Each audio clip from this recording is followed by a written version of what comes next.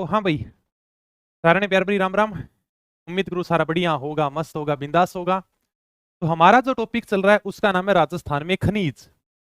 और खनिजों के अंदर हमने पिछली क्लास में धात्विक खनिज को पूरा पढ़ लिया है। आज की क्लास में हम खनिजों का दूसरा वर्गीकरण पढ़ेंगे, मतलब अधात्विक खनिज।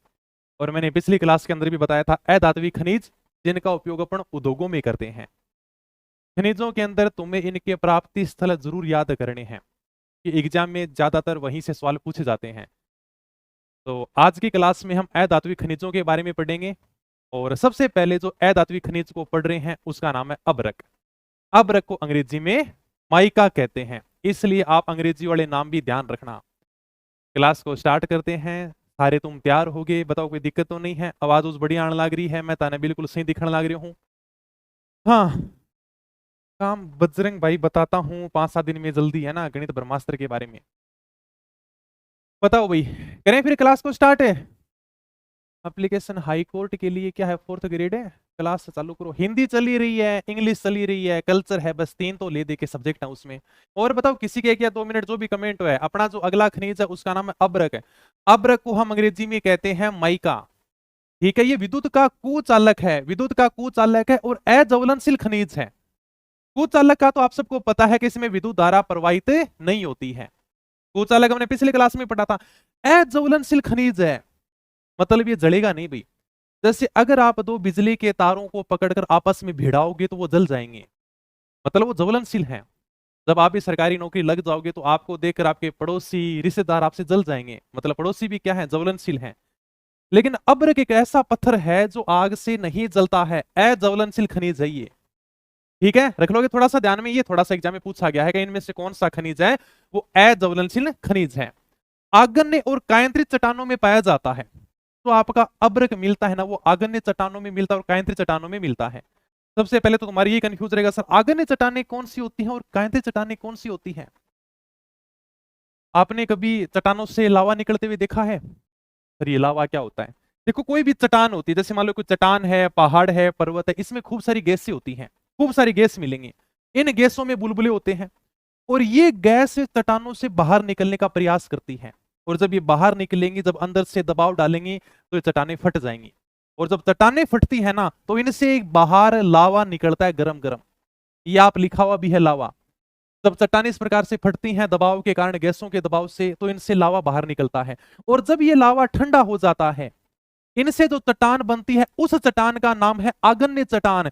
मतलब ये जब लावा ठंडा हो जाएगा, जो गरम गरम लाल लाल रंग का आपको लावा दिखाई दे रहा है, और जब ये आपका लावा ठंडा हो जाता है, इनसे जो चट्टान बनती है उस चट्टान का नाम होता है आग्नेय चट्टान। रख लोगे ध्यान में? हाँ सर, ये लावा ठंडा हो जाता है वही आग्नेय चट्टान है। छोटे छोटे टुकड़ों में जो चट्टानें बनती हैं उनको हम कहते हैं अवसादी चट्टानें। छोटे छोटे टुकड़ों में, छोटे छोटे टुकड़ों में जो चट्टानें बनती हैं उनको क्या कहते हैं? अवसादी चट्टानें। और आग्नेय और अवसादी का जो मिश्रण होता है वो होता है कायंत्रित चट्टानें। इन दोनों को मिलाकर जो चट्टानें बनती हैं उनका नाम है कायंत्रित चट्टानें। सर कौन नहीं समझ में आयो? अरे इतनी ही बात ध्यान रखनी है ताने तो कि अभ्रक है वो आग्नेय और कायंत्रित चट्टानों में पाया जाता है। याद रहे तो बहुत अच्छी बात है, अगर फिर भी नहीं याद रहता तो ज्यादा लोड मत लेना। वैसे आज तक कभी एग्जाम में पूछा तो नहीं गया है। ओके, ये केवल मैंने थोड़ा सा तुम्हें समझाने के लिए लिखाया था। अभ्रक समझ गए? विद्युत का कुचालक होता है, मतलब अभ्रक में विद्युत की धारा प्रवाहित नहीं होती है। अज्वलनशील खनिज है, मतलब भाई साहब ये जलेगा नहीं। आग्नेय और कायंत्रित चट्टानों में पाया जाता है, ये मैंने तुम्हें पूरा का पूरा डायग्राम के माध्यम से समझा दिया। इसका उपयोग चदरें बनाने में, सजावटी सामान बनाने में करते हैं। अभ्रक का हम उपयोग क्या करते हैं? चदर बनाने में करते हैं, टाइल्स बनाने में इसका उपयोग करते हैं। इस प्रकार की जो टाइल्स आपने देखी होंगी, ये टाइल है वो अभ्रक की होती है। तो ये थोड़ा सा इसका उपयोग है भाई। अभ्रक में राजस्थान का आंध्र प्रदेश के बाद में दूसरा स्थान है। सबसे पहला जो स्थान है वो है आंध्र प्रदेश का, और उसके बाद में राजस्थान का देश में दूसरा स्थान है।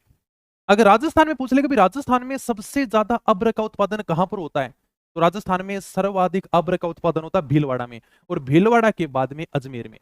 इसलिए भीलवाड़ा को हम क्या कहते हैं? भीलवाड़ा को हम अभ्रक नगरी भी कहते हैं। ये मैंने जिलों के उपनाम में तुम्हें लिखाया था शुरुआत में। अभ्रक नगरी कहते हैं क्योंकि भीलवाड़ा में सर्वाधिक अभ्रक मिलता है। लेकिन आजकल भीलवाड़ा में भी अभ्रक की इतनी चमक नहीं रही है, क्योंकि इतना ज्यादा उत्पादन नहीं होता है। इस बात को लेकर समय समय के ऊपर अखबारों ने मुद्दा भी उठाया, लेकिन कोई ज्यादा फर्क नहीं पड़ा है। तो अपने को ये ध्यान रखना है कि सर्वाधिक अभ्रक का उत्पादन है वो भीलवाड़ा जिले में होता है। अभ्रक को हम क्या कहते हैं? अभ्रक को हम बोंडल के नाम से भी जानते हैं। किस नाम से जानते हैं? बोंडल के नाम से भी जानते हैं अभ्रक को। इसलिए अभ्रक से जो कपड़ों पर छपाई की जाती है ना, उसे हम कहते हैं बोंडल की छपाई। ये बात हम कला संस्कृति के अंदर हस्तकलाओं में पढ़ेंगे, बोंडल की छपाई। जब आप कला संस्कृति के ब्रह्मास्त्र पढ़ते हो तो हस्तकलाओं के दूसरे पेज पर लिख रखी है मैंने, बोंडल की छपाई। बोंडल की छपाई कहां की फेमस है? भीलवाड़ा की है। ये अभ्रक से यानी का कपड़ों के ऊपर छपाई की जाती है। ओके, ठीक है। कल्चर की बुक क्या बात होगी, फोन कर लेना, ठीक है। कल मैच है क्या? कोई नहीं, चलो आ जाओ फिर। हाँ, ओके, नॉर्मल सी बातें बताइए, यहाँ तक कोई दिक्कत नहीं। अजमेर जिला याद रहे तो ठीक है, बाकी कोई बात नहीं। लेकिन ये जरूर ध्यान रखना कि राजस्थान में सर्वाधिक अभ्रक का उत्पादन है वो भीलवाड़ा जिले से होता है। और ये केवल नॉर्मल सी बातें हैं जो मैंने तुम्हें समझा दी हैं।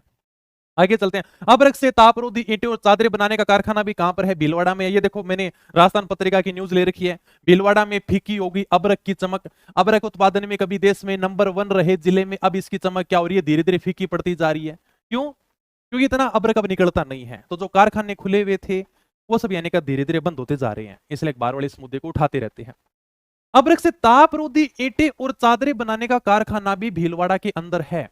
सबसे पहले तुम्हारे मन में ये आएगा, सर ये तापरोधी ईंटें क्या होती है? चलो चादरें तो हम समझ जाएंगे, ये अभ्रक की चादर होती है। लेकिन सर तापरोधी ईंट कैसी होती है, ये क्या है? क्या तापरोधी ईंट बनाई जाती है अभ्रक से? देखो, तापरोधी ईंट एक विशेष प्रकार की ईंट होती है जो गर्मी को रोकने का काम करती है। अगर आप इन ईंटों से घर बनाते हो ना, तो आपका घर गर्मियों में तो रहेगा ठंडा और सर्दियों में रहेगा गर्म। ये इसकी विशेषता है। पहले गांव में जितने भी मकान बनते थे वो चूने के बनाए जाते थे। चूना क्या होता है? गर्मियों में तो ठंडा रहता है और सर्दियों में गर्म रहता है। ये चूने के मकानों की विशेषता है। जिद्दी पहले वाला लोगों ने किया, एसी है, कूलर है, पंखा की जरूरत ही को नहीं, वो मकाना में बैठा रहता। लेकिन वो मकान भी किसके बने होते थे? चूने के बने होते थे। उसी प्रकार की ये तापरोधी ईंटें होती हैं जो अभ्रक की बनाई जाती हैं। इसका कारखाना भीलवाड़ा के अंदर है। प्रमुख प्राप्ति स्थल, सर ये कहां कहां मिलता है अभ्रक? ये आपको केवल नाम ध्यान रखने हैं। नाथ की नेरी है, तुनका है, सिंदरियास है, ये तीनों की तीनों जगह भीलवाड़ा में है जहां से अभ्रक निकलता है। और अजमेर में एक जगह ध्यान रखना, कला टांकरा, ठीक है, ये अपने अजमेर में है। रख लोगे ध्यान में, कोई दिक्कत नहीं है। ये देखो, नाथ की नेरी है, तुनका, ये सीधे सीधे शब्द है, सीधी जगह है, तो हमें रखनी है।